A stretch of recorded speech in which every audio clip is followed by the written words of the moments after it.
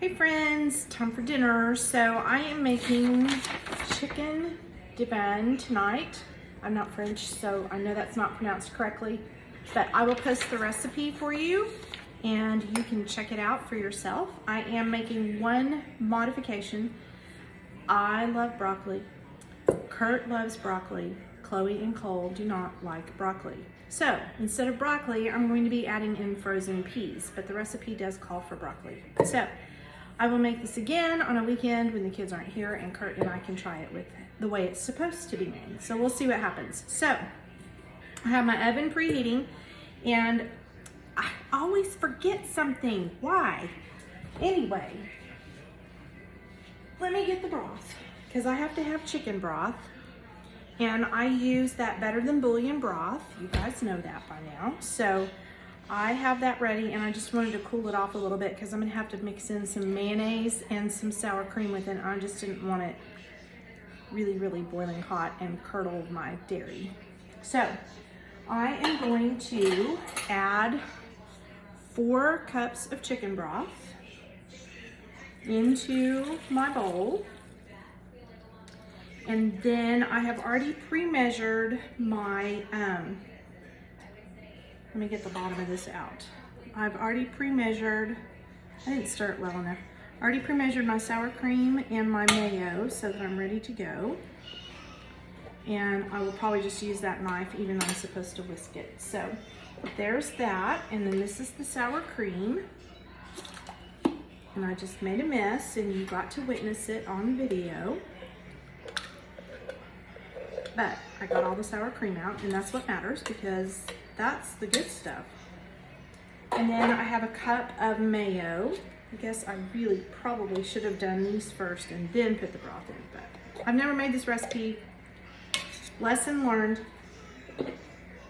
Okay, mayo, I need a cup of milk. So I'm gonna get my cup measure and put my cup of milk in here. Oops.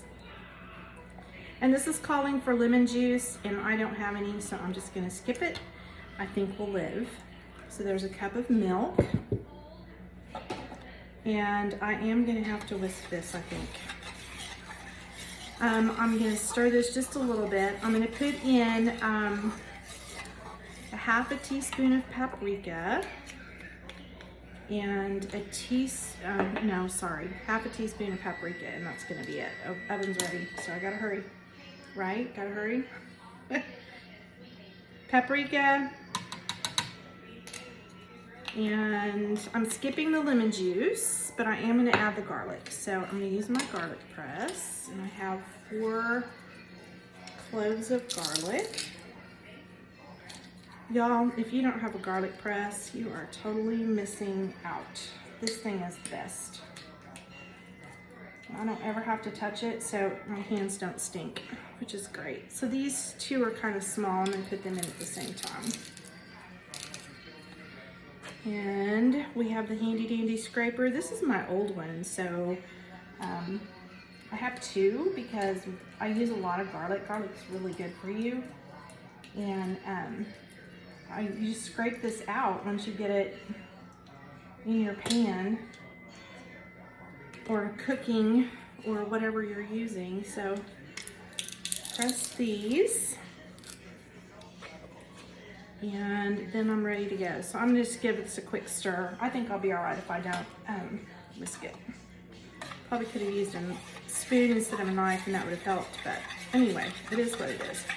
So we're gonna combine this really well, and then I'm gonna get to use one of my new pans tonight. I'm gonna use the enamel cast iron pan, and it does have a lid, but it calls to cover this with foil. And I think I understand why, because you want it to go ahead and heat thoroughly and cook, but not get too done because you're gonna add a topping at the end. And so it's gonna cook a little bit longer. And I may try this with the lid and just adjust the time a little bit and see what happens. So that is mixed up, and I think I am gonna go ahead and give it a whisk. Give me a sec. Luckily, it's close by. I just didn't want y'all to see I have on my slouchy sweatpants. Long day at work. Okay, so this is all mixed up. And I highly recommend whisking it because that just made it so much better. All of that mayonnaise and whipped cream, or sour cream got, ooh, mayonnaise and whipped cream, that would be disgusting. All of that got mixed up really well. So I'm gonna move this off to the side. And this is our cast iron pan, our enamel cast iron pan. And I love it, it's fabulous. I've cooked a lot in this. This is probably, out of all the cast iron from Pampered Chef I have, this is probably the one I use the most, just because it's the perfect size for everything that I cook. So now I have to add the pasta, which is a pound of penne. And I'm gonna add in my chicken, but I wanna show you my chicken because it calls for tenders. And I know that I've posted this before, but I wanted to share again with you so you can see how this works.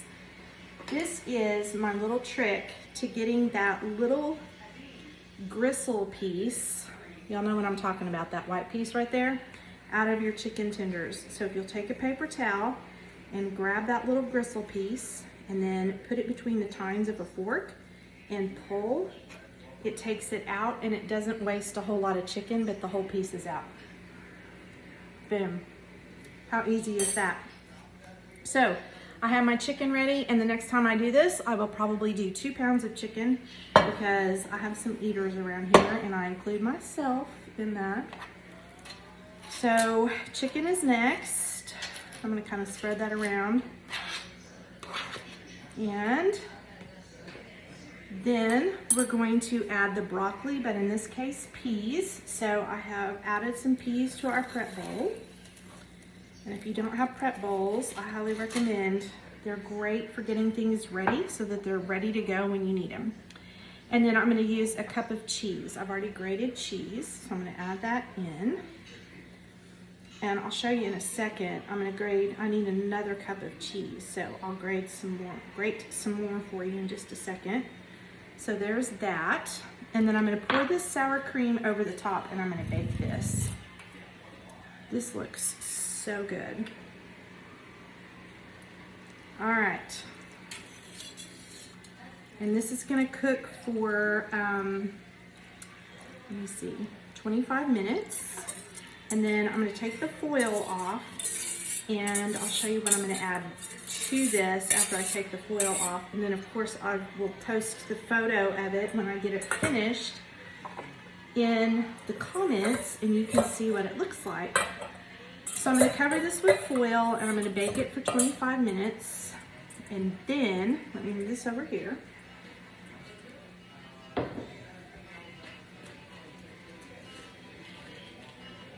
Grab my cheese and my grater, and then I'm going to top it with this breadcrumb mixture. So it's breadcrumbs, our lemon pepper seasoning that we have, and some butter.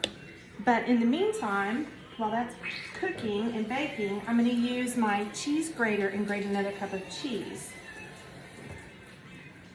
So let me show you what that's going to look like. I'll just show you a little demo because I know my people are hungry.